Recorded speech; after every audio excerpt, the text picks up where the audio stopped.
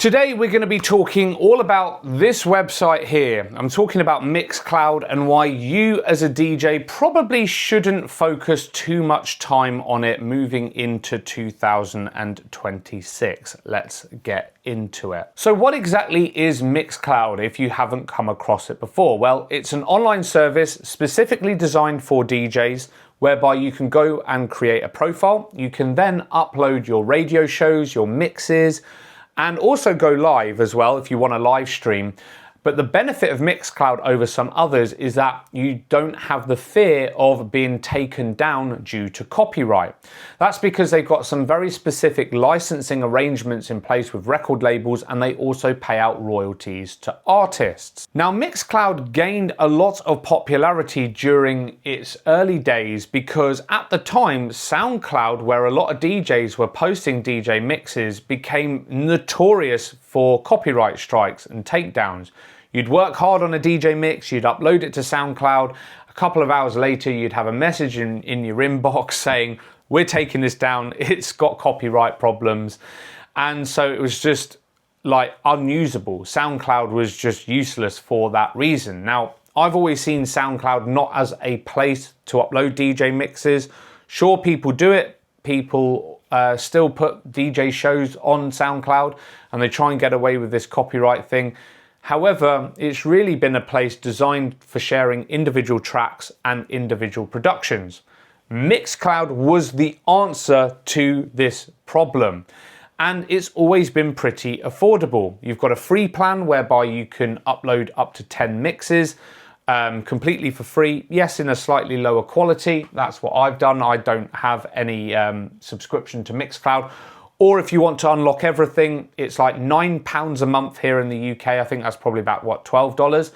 Or if you pay annually, you get 25% off. And for that, you can upload an unlimited amount of mixes, and you can also take advantage of the Go Live feature. So far, Mixcloud sounds like a pretty rosy place for DJs. You can upload shows copyright free and also go live. I have heard of a few DJs with a few copyright issues on Mixcloud, so there are a few holes. However, compared to others out there, it's pretty much a safe haven. But why can I not recommend this as a platform as we move into 2026? Why am I saying to DJs, try not to spend too much time on this platform? Well, there are three main reasons. Reason number one is when I have uploaded, and this is my experience, when I have uploaded mixes onto Mixcloud and people have asked me, Karl, do you have any mixes online? I'd be like, yeah, they're on Mixcloud. People would literally look at me like I'm speaking to them in a different language. They're like, Mixcloud, what is that? And then you try and go online on your mobile phone, it tries to get you to download the app and create an account. So it is just quite hard to get users to actually go on to something that they're just not familiar with. And you've got to think, there's so many different music platforms out there. There's Spotify, there's Apple Music. Yes, they are different to something like Mixcloud, but there's so much competition out there, and their user marketing just does not seem to be that great. You have to self-promote it, and then people haven't heard of it, and then do they actually trust the platform? It all seems a little bit too much of a barrier to entry. And there are some pretty big creators on here. I'm looking here, we've got Nothing Else Matters, which has 20,000 followers. That's pretty small. Nothing Else Matters is quite a big label. It's Danny Howard's label. 21,000 followers in the grand scheme of things is pretty small. Bob Sinclair, huge DJ, French DJ. He's only got 8,000 followers on Mixcloud. So there are some huge artists on here, and they're not gaining big traction. And I just think the user marketing is pretty small. So if you don't have a big audience, if you are trying to promote yourself, you're going to have a tough time marketing yourself. And if you look at some of the live streams on here, like, I obviously think if you're going live, fantastic. But if you look at some of the live streams on here, there are people with like no viewers. I'm looking right now. These are popular live streams. We've got someone with 45 views, 21 views, 6 viewers, and this is popular. 4. If I look at the most recent ones, so these are people that have gone live right now. 5, 2, 6, 1. zero. And I feel bad for them because it takes effort to set up a live stream. So do bear that in mind. You're going to have to spend a lot of time really investing in marketing yourself on this platform, especially if you don't have a big audience. Reason number two why you probably shouldn't spend that much time and effort on Mixcloud is the actual experience for users, not the creator, but the user, is actually pretty poor, especially if they are not paying for a subscription. Now, we're going to come on to the subscription thing in a moment, okay? Because I think that's a problem in itself. But if you're coming on for free on Mixcloud, you just want to support your friends, your family by listening to their DJ mixes, there are limitations on the number of times you can play their mixes. There are also limitations on the amount you can scrub through the mix. So say, for example, you've got a DJ friend that's put an absolute banger in their mix and you want to rewind that part of the mix and play it again. There's a limit as to how many times you can actually do that. Why? Like, it's the most ridiculous thing. So yeah, there's limitations on that. Plus, you have to listen to adverts, which I don't think is a bad thing. Like, YouTube obviously has adverts, other platforms like SoundCloud have adverts. But the fact that you can't scrub through tracks and like you can't play back and there's limits on that, I just think is poor when there's such a high barrier to entry to begin with. That moves us on nicely to reason number three, and that is this subscription to unlock all of those premium features as a user. Now, Mixcloud is actually not that expensive for a user. It's about £5.99 here in the UK. But consider this in the wider context. As a user in 2026, you are being bombarded by subscriptions.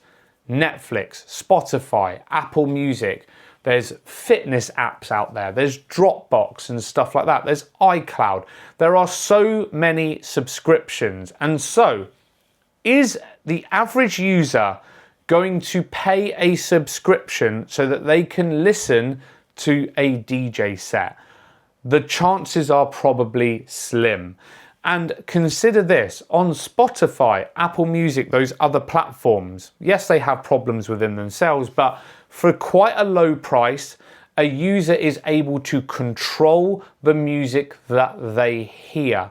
They can create their own playlist with the songs that they like. It's very customized to them.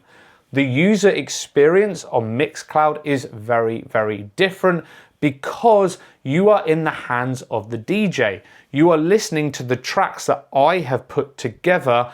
You do not have control over the tracks that I am putting in my DJ mix.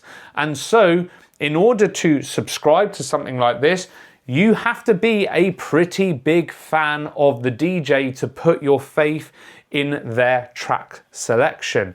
And the same cannot be said over Spotify, Apple Music, streaming platforms like that, which is, of course, entirely controlled by the user. Now, I get that my view of Mixcloud is not very favorable, and you may think my views are a little bit harsh, and I also understand that Mixcloud is a business. They have staff to pay, they need to keep updates coming on the website, and all of that is quite costly. However, if I was the boss of Mixcloud, what I would do is completely remove the barrier to entry for users. I'd make it completely free for users, and I would actually charge the creators a little bit more. However, the benefits of charging the creators more and not the users means that you'll get a flood more users on the platform seeking out their favorite DJs, and then they could choose to pay and subscribe to individual creators directly if they wanted to, which they can already do, but of course most users are going to have to pay for an overall subscription to Mixcloud, so it's almost like a double subscription. So make it free for users, get them to subscribe to the creators that they want to support, take a bit of a cut from that, maybe take some money from advertising revenue like YouTube does, and then that way you'll probably have far more DJs using the platform because they see it as a very viable way of making a little bit of income, but you're also going to be able to flood the platform with more users. I think that is a much better model. Personally, those are just my thoughts and opinions. Of course, I have no idea on how this business runs. Do leave me your thoughts and opinions down in the comments down below. I do have a free profile on Mixcloud, and what I would recommend to the majority of DJs out there is do post a few mixes using the free platform. It's always good to have a few DJ mixes online. I just don't spend a lot of time on this platform. The reason why I say post a few things on there is because back in the day, we used to hand out CDs to nightclubs and bars and to venues to give you a demonstration of the work that we could do as DJs. Nowadays, everything is online. And so if a promoter, a club manager, or a client says, have you got any examples of your work? At least you can point them in the direction of somewhere they can listen to you DJ. So it's still good for somewhere to host a small online portfolio. As I say, I just don't put a lot of care and attention into Mixcloud. There are far better platforms out there. If I was a live streaming DJ in this day and age, personally, I'd be using platforms like Twitch and also TikTok. I know it's vertical content on TikTok, but it's far easier to get reach on TikTok. There's loads of DJs that absolutely smash going live on TikTok. And I think Twitch, even though it was primarily used by gamers, is used by a lot more DJs these days. And it's more well known as a streaming platform. So if you want to go watch live streams, then Twitch does seem to be a lot better for those purposes. Let me know your thoughts down in the comments as always. Like the video if you have not done so already. Happy New Year, and I'll see you in 2026.